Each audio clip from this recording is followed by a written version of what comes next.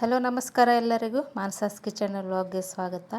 ಇವತ್ತು ನಾನು ಕ್ಯಾಬೇಜಿನ ಪತ್ರೊಡೆ ಹೇಗೆ ಮಾಡೋದು ಅಂತ ತೋರಿಸ್ಕೊಡ್ತಾ ಇದ್ದೀನಿ. ಮಸಾಲೆ ಇಲ್ಲದೇನೆ ನೋಡಿ ಎಲ್ಲ ತಗೊಂಡಿದ್ದೀನಿ. ಈರುಳ್ಳಿ, ಅರಿಶಿಣ, ಶುಂಠಿ, ಉಪ್ಪು, ಕರಿಬೇವು, ಖಾರದ ಪುಡಿ ಮತ್ತು ಹಸಿಮೆಣಸಿನ್ಕಾಯಿ.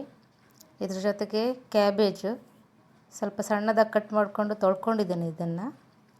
ಮತ್ತು ಕೊತ್ತಂಬರಿ ಸೊಪ್ಪು ಇಷ್ಟನ್ನು ಚೆನ್ನಾಗಿ ಕಟ್ ಮಾಡ್ಕೊಳ್ಳಿ ಸಣ್ಣಕ್ಕೆ. ಇದರ ಜೊತೆಗೆ ನಾನು ರವಾನ ಹಾಕ್ತಾಯಿದ್ದೀನಿ. ರವೆ ಹಾಕಿದ್ರೆ ಚೆನ್ನಾಗಿ ಟೇಸ್ಟಿಯಾಗಿ ಬರುತ್ತೆ ಇದು. ಈಗ ಕೊತ್ತಂಬರಿ ಸೊಪ್ಪನ್ನ ಕಟ್ ಮಾಡಿ ಹಾಕ್ತಾಯಿದ್ದೇನೆ ಮೇಲಿಂದ. ಇದ್ರ ಜೊತೆಗೆ ಸ್ವಲ್ಪ ಕಡಲೆ ಹಿಟ್ಟಿನ ಪುಡಿ, ಬೈಂಡಿಂಗಿಗೆ ಎಷ್ಟು ಬೇಕೋ ಅಷ್ಟನ್ನು ಹಾಕ್ತಾಯಿದ್ದೀನಿ. ಎಲ್ಲದನ್ನು ಚೆನ್ನಾಗಿ ಸ್ವಲ್ಪ ನೀರು ಹಾಕ್ದೇನೆ ಕಲಿಸ್ಕೊಳ್ಳಿ.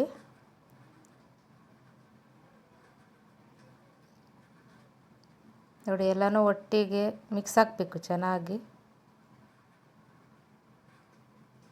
ಕ್ಯಾಬೇಜಲ್ಲೂ ಸ್ವಲ್ಪ ನೀರಿರುತ್ತೆ ಮತ್ತು ಈರುಳ್ಳಿನೂ ನೀರು ಬಿಟ್ಕೊಳ್ಳುತ್ತೆ. ಹಾಗಾಗಿ ನೀರು ಹಾಕೋದಕ್ಕೆ ಹೋಗಬೇಡಿ, ತಾನಾಗೆ ನೀರು ಬಿಟ್ಕೊಂಡು ಚೆನ್ನಾಗಿ ಬೈಂಡ್ ಆಗುತ್ತದು. ಇದು ನೋಡಿ ಒಂದು ಉಂಡೆ ಕಟ್ಟೋಷ್ಟು ಥರ ಹಾಕಬೇಕು, ಅಷ್ಟಾದರೆ ಸಾಕು ಬೈಂಡಿಂಗಿಗೆ. ಚೆನ್ನಾಗಿ ಕಲಿಸ್ಕೊಂಡಿದ್ದೀನಿ. ಸ್ವಲ್ಪ ಖಾರವಾಗಿ ಚೆನ್ನಾಗಾಗುತ್ತೆ.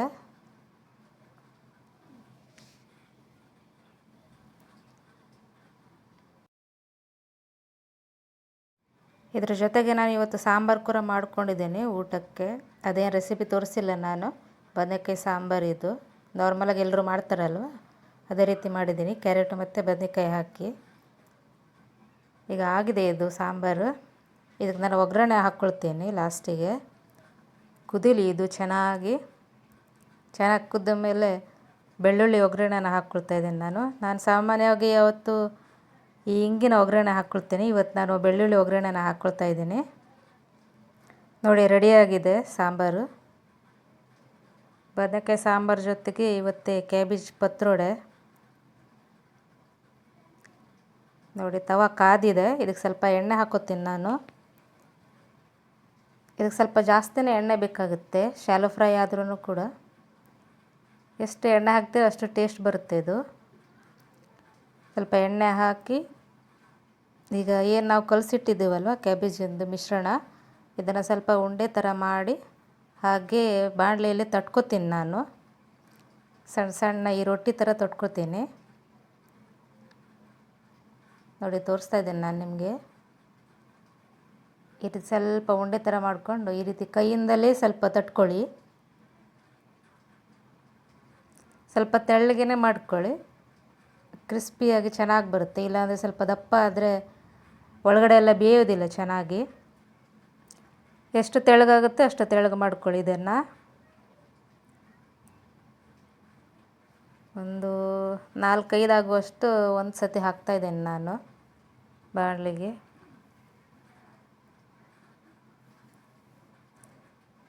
ಇದಕ್ಕೆ ಆಮೇಲೆ ಮೇಲ್ಗಡೆಯಿಂದನೂ ಸ್ವಲ್ಪ ಎಣ್ಣೆನ ಹಾಕ್ಕೋತೀನಿ.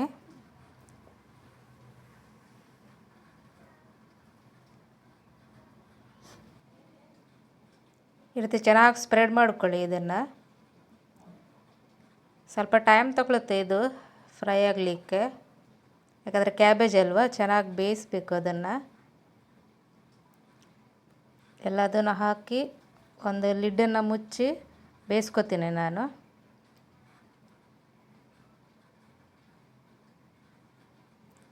ನಾರ್ಮಲಿ ಪಕೋಡ ಮಾಡೋದಕ್ಕಿಂತ ಈ ರೀತಿ ಪತ್ರೊಡೆ ಮಾಡ್ಕೊಂಡು ತಿಂದರೆ ಟೇಸ್ಟ್ ತುಂಬ ಚೆನ್ನಾಗಿರುತ್ತೆ ಇದ್ರದ್ದು. ಈಗ ನೋಡಿ ಒಂದು ಸೈಡ್ ಫ್ರೈ ಆಗಿದೆ. ಇದು ಟರ್ನ್ ಮಾಡ್ಕೊತಾ ಇದ್ದೀನಿ. ಈ ರೀತಿ ಇಷ್ಟು ಕ್ರಿಸ್ಪಿಯಾಗಿ ಆಗಬೇಕು, ಆಗಲೇ ಟೇಸ್ಟ್ ಬರೋದು ಅದಕ್ಕೆ. ನೋಡಿ ಎಲ್ಲ ಚೆನ್ನಾಗಿ ಒಂದು ಸೈಡ್ ಫ್ರೈ ಆಗಿದೆ. ಸಣ್ಣ ಉರಿನಲ್ಲಿ ಚೆನ್ನಾಗಿ ಫ್ರೈ ಮಾಡ್ಕೊಳ್ಳಿ ಇದನ್ನು. ದೊಡ್ಡ ಉರಿ ಇಟ್ಟರೆ ಅದು ಕಪ್ಪಾಗಿಬಿಡುತ್ತೆ, ಒಳಗಡೆ ಬೇಯೋದು ಕೂಡ ಇಲ್ಲ. ಹಾಗಾಗಿ ನೋಡಿ ಈಗ ರೆಡಿಯಾಗಿದೆ ಕ್ಯಾಬೇಜ್ ಪತ್ರೊಡೆ. ರೆಡಿಯಾಗಿದೆ ನೋಡಿ.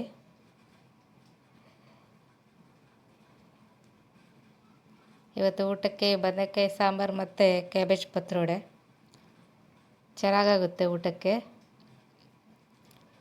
ತರಕಾರಿ ದಿನ ಆದ್ದರಿಂದ ಡೈಲಿ ಒಂದೇ ಟೆನ್ಷನ್ ಆಗುತ್ತೆ, ಏನು ಮಾಡೋದು ಅಂತ. ಮೀನಾದರೆ ಹಾಗಲ್ಲ, ಪಟ್ಟಂತ ಆಗಿಬಿಡುತ್ತೆ. ರೆಡಿಯಾಗಿದೆ ನೋಡಿ ಊಟಕ್ಕೆ. ಇವತ್ತೇ ಇಷ್ಟೇ ನಮ್ಮ ಅಡುಗೆ. ಇದು ನಾಳಿನ ಕ್ಲಿಪ್ ನಾನು ತೋರಿಸ್ತಾ ಇದ್ದೇನೆ, ಮಾರನೇ ದಿನದ್ದು ಮೀನಿನ ಅಡುಗೆ. ಈಗ ನಾನು ಸಾರು ಮಾಡ್ತಾಯಿದ್ದೀನಿ. ಇದು ಬೈಗೆ ಮೀನು ಸಾರಿಗೆ ಬ್ಯಾಡಗಿ ಮೆಣಸಿನ್ಕಾಯಿ, ಕಾಯಿ ತುರಿ, ಅರಿಶಿಣ, ಧನಿಯಾ, ಜೊತೆಗೆ ಇದು ಜುಮ್ಮನಕಾಯಿ ಅಂತ ನಮ್ಮ ಕಡೆ ಸಿಗುತ್ತೆ. ಇದನ್ನು ನಾನು ಲಾಸ್ಟಲ್ಲಿ ಹಾಕ್ತೀನಿ ರುಬ್ಬೇಕಿದ್ರೆ. ಬೇಕಿದ್ರೆ ಜಜ್ಜಿ ಕೂಡ ಹಾಕ್ಕೋಬೋದು ನೀವು. ನೋಡಿ ಗ್ರೈಂಡರಲ್ಲಿ ಹಾಕಿದ್ದೀನಿ ನಾನು. ಮೀನು ಸಾರು ಯಾವತ್ತು ಗ್ರೈಂಡರಲ್ಲಿ ಅಥವಾ ಕಲ್ಲಲ್ಲಿ ರುಬ್ಬಿದ್ರೇ ಸ್ವಲ್ಪ ಟೇಸ್ಟ್ ಚೆನ್ನಾಗಿರುತ್ತೆ. ಮಸಾಲೆ ನುಣ್ಣಗೆ ಬರುತ್ತೆ ಯಾವಾಗಲೂ, ಅದರ ಟೇಸ್ಟೇ ಬೇರೆ ಮಿಕ್ಸರಲ್ಲಿ ಮಾಡೋದಕ್ಕಿಂತ.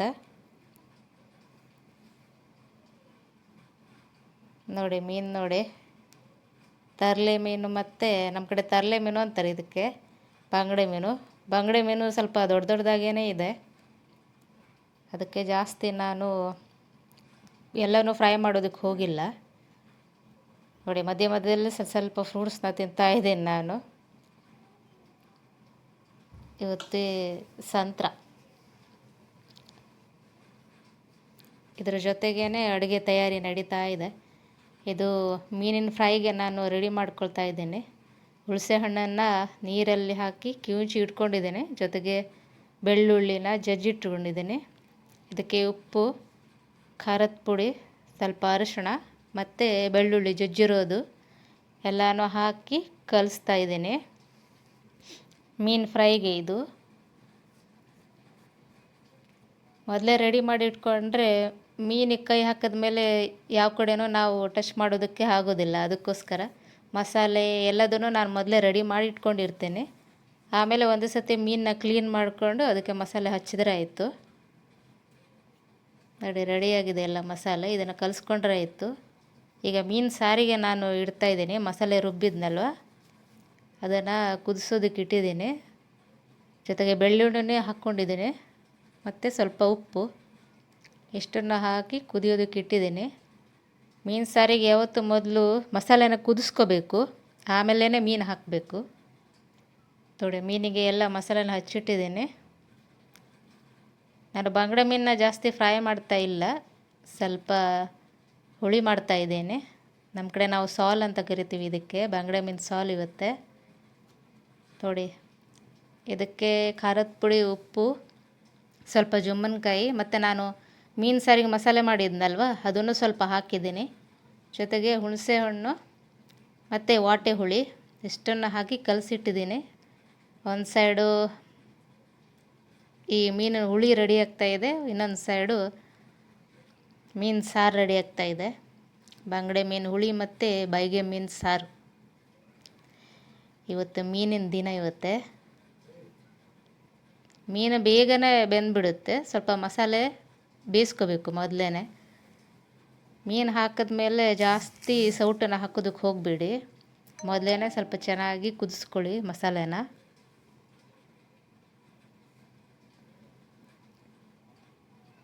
ಸ್ವಲ್ಪ ಕುದಿ ಬರ್ತಾ ಇದೆ, ಆಗಲೇ ನಾನು ಹಾಕ್ತಾಯಿದ್ದೇನೆ ಮೀನನ್ನ.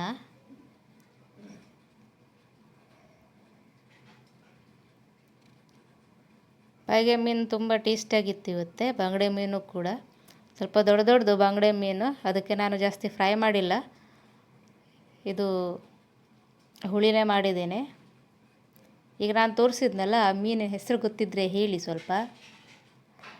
ತುಂಬ ರುಚಿಯಾಗಿರುತ್ತೆ ಅದು, ಆದರೆ ಸ್ವಲ್ಪ ಮುಳ್ಳು ಜಾಸ್ತಿ ಅದಕ್ಕೆ. ನಮ್ಮ ಕಡೆ ಎಲ್ಲ ಪಾಲು ಹಾಕಿ ಕೊಡ್ತಾರೆ ಅದಕ್ಕೆ, 50 ರೂಪಾಯಿ 100 ರೂಪಾಯಿ ಅಂಥೇಳಿ.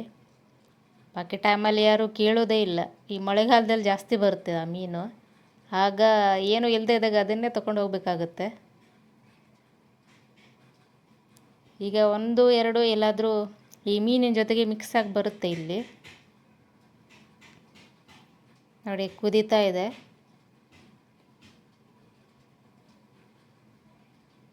ರೆಡಿ ಆಗ್ತಾ ಇದೆ ಸಾರು.